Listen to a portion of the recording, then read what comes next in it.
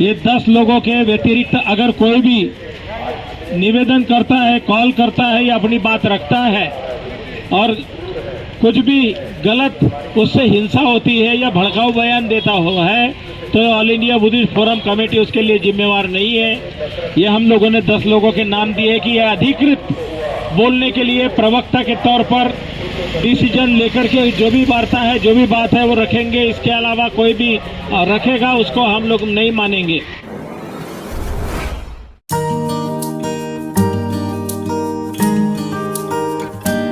जैसे 13 तारीख को दिल्ली में एक प्रोटेस्ट रखा गया है बड़ा इस मामले को, क्या इस तरह की कोई कॉल आप दे रहे हैं पूरे देश के लिए? हम लोग तो बैठ चुके हैं, जम चुके हैं और यहाँ पर सभी लोगों को कहा है कि जो है हमारी रणभूमि है, इस रणभूमि में आइए।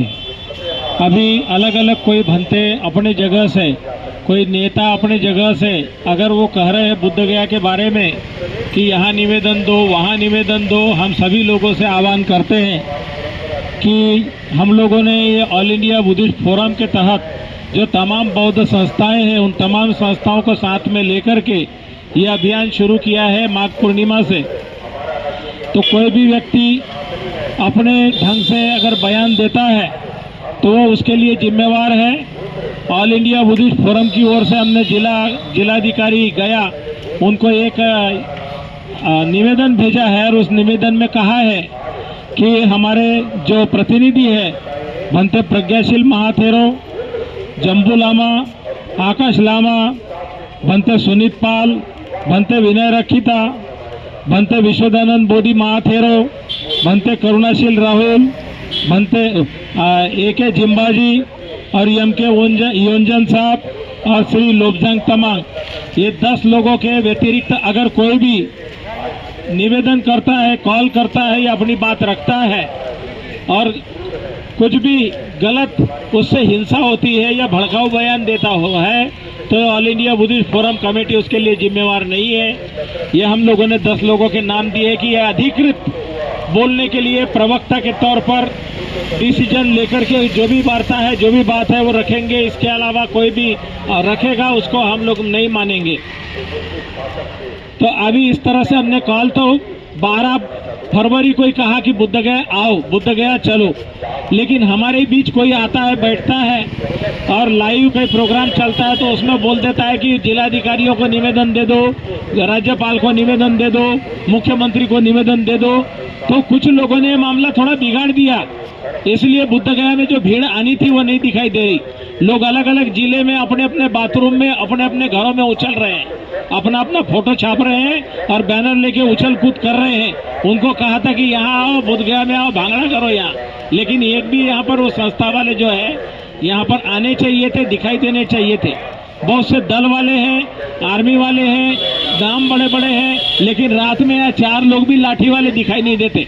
तो इसलिए हमारे नौजवान लोग भी जो मूछे ऊंचे रखे हुए हैं उनके सब मूछे बेकार है। अगर रात के समय यहाँ 2-4 भी दिखाई दे तो समझ में आएगा कि हमारे लोग जिंदा है। हम लोगों को यहाँ से अकेले घूमते हैं, अकेले अकेले जाते आते, हमारे आगे पीछे कोई देखने वाला नहीं। अगर कुछ भी होता है तो आपकी क्रांति बदनाम होगी और आपकी जवानी बेकार जाएगी और लोग बोलेंगे कि ये तुमने जो मूछे ऊंचे उगाई है उसका कोई मतलब नहीं है, केवल नाम बड़े बड़े हैं, दर्शन खोटे हैं। इसीलिए जो है सभी लोगों ने देखना चाहिए कि भाई यहाँ भंते लोग बैठे हुए हैं।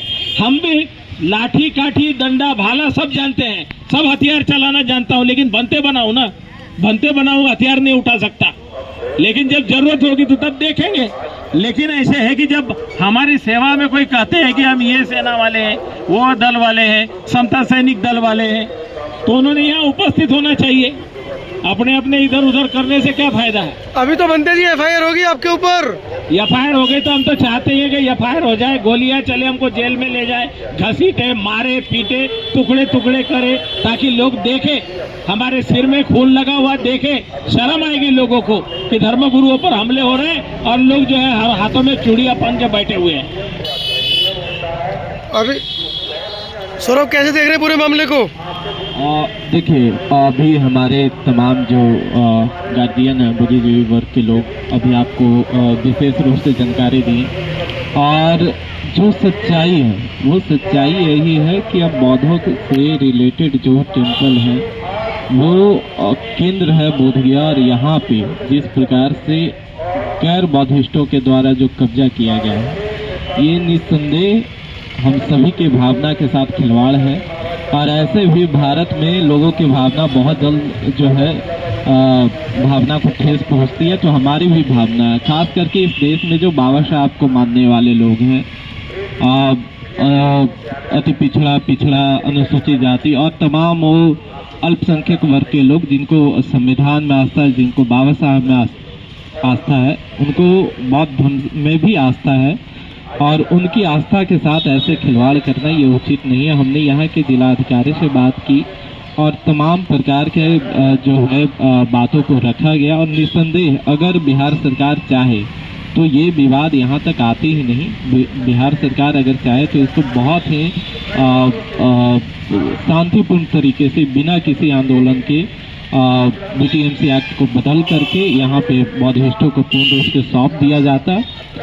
अगर ऐसा हो गया तो आने वाला समय में बिहार सरकार को भी लाभ पहुंचेगी, क्योंकि यहाँ हजारों की संख्या नहीं लाखों की संख्या है जिनका बौद्ध धर्म में आस्था है, और आस्था के साथ अगर खिलवाड़ की जाएगी तो ये जो आज छोटी सी चिंगारी जलाई गई है, ये एक बहुत बड़ा जो है सैलाब बनेगा। और आने वाला समय में सरकार के साथ साथ वैसे लोगों के भावना भी आहत किए जा सकते हैं जो हमारे भावना के साथ खिलवाड़ कर रहे हैं।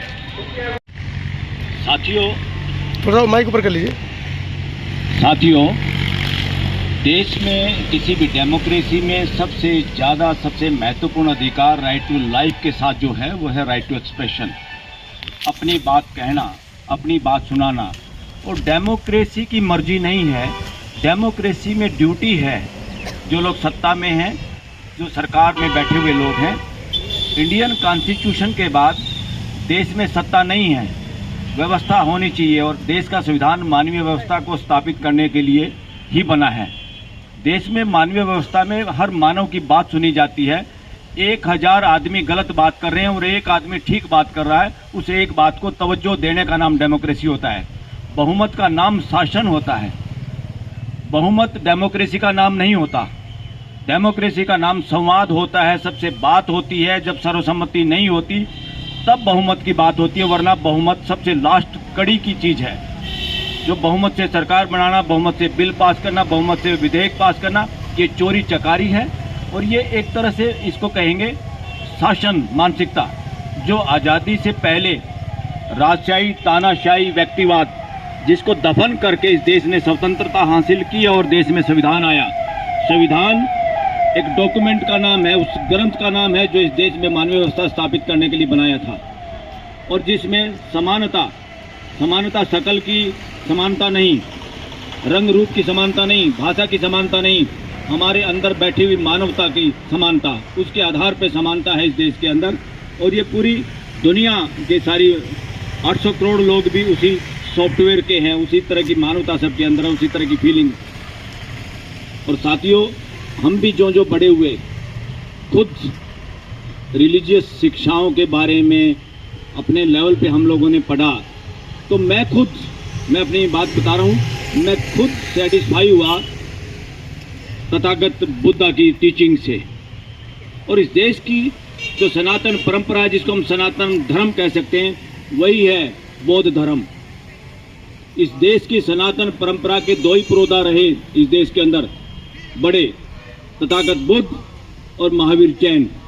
ये जो बीच में है, जिसको ब्राह्मण धर्म कह रहे हैं या वर्णवाद कह रहे हैं, ये मानवता का सबसे बड़ा दुश्मन है।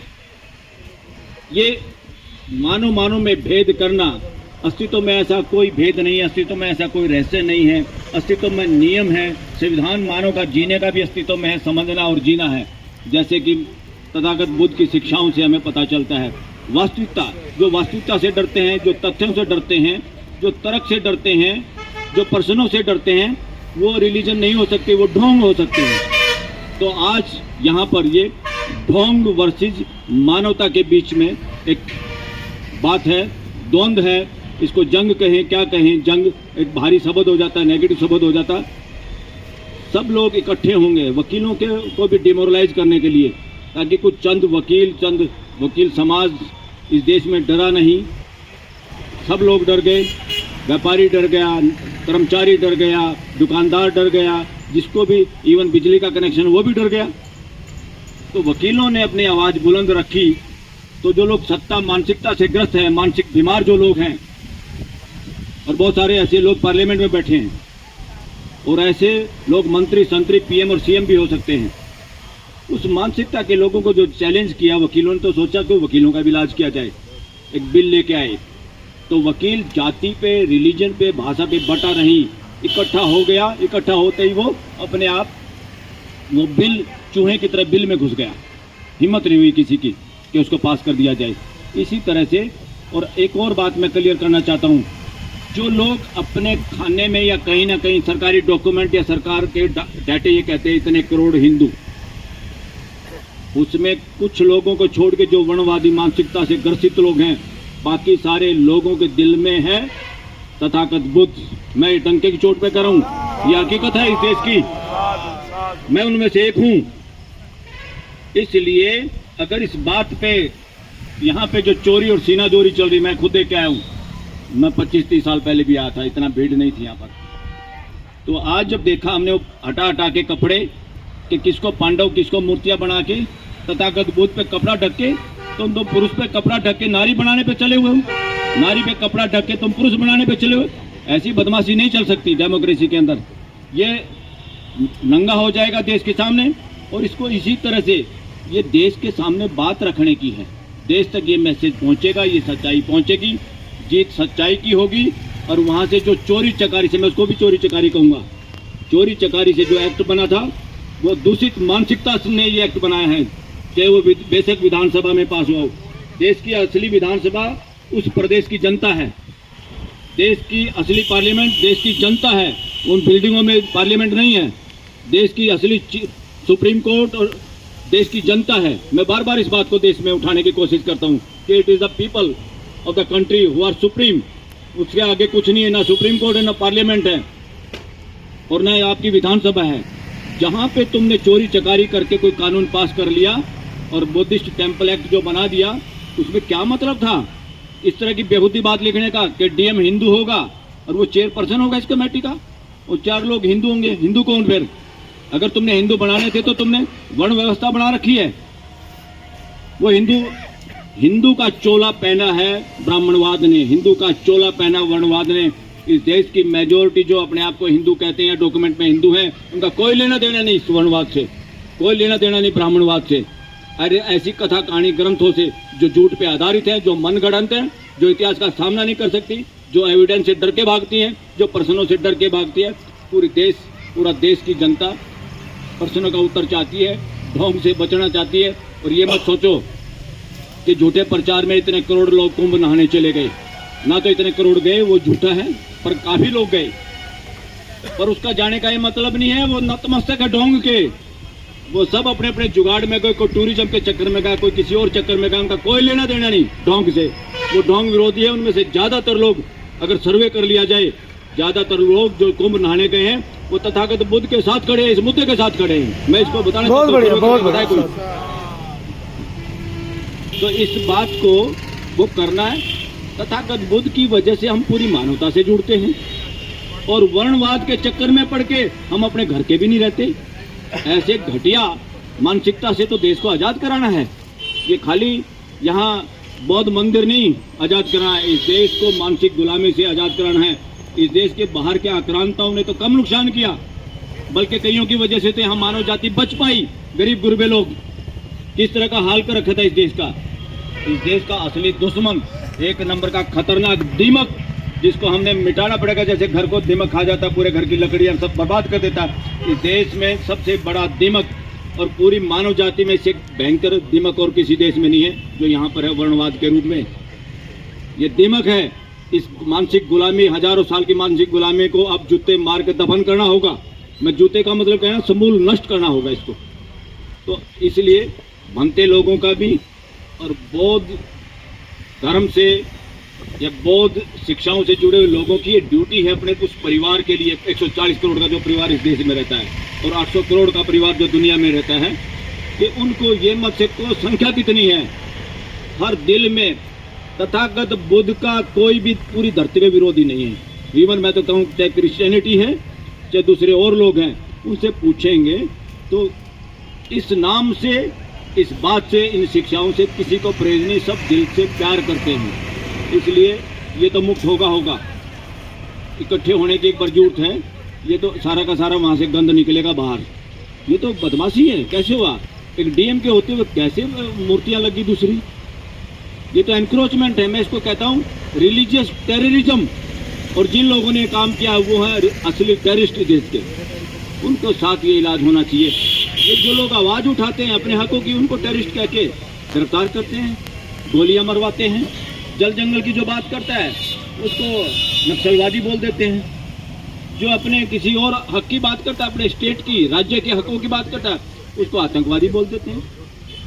और जो और कोई आप और हमारे जैसे कोई बोलते हैं उनको शहरी नक्सलवादी बोल देते हैं। कोई XYZ का उसको देशद्रोही। ये ठेकेदार कौन है भाई? ये थोड़े से लोग बदमाश मानसिकता के लोग, ये ठेकेदार नहीं हो सकते। अपनी ताकत को पहचानो। पूरा देश इस मुद्दे के साथ है, पूरा इंडिया। और जिनको ये हिंदुओं की गिनती में गिने, वो तो मेजोरिटी इस मुद्दे के साथ है, आपके साथ हैं। और तथागत बुद्ध की इस जमीन पे कोई कब्जा जमा नहीं पाएगा। अच्छा हुआ देश को पता ही नहीं ना इन बातों का। इससे देश को पता चलेगा और ये अपने आप भाग जाएंगे। भीड़ इकट्ठा होते ही सो कॉल्ड जंगल का शेर भी पूंछ दबा के भागता, वो हाल यहाँ पर होगा। Thank you.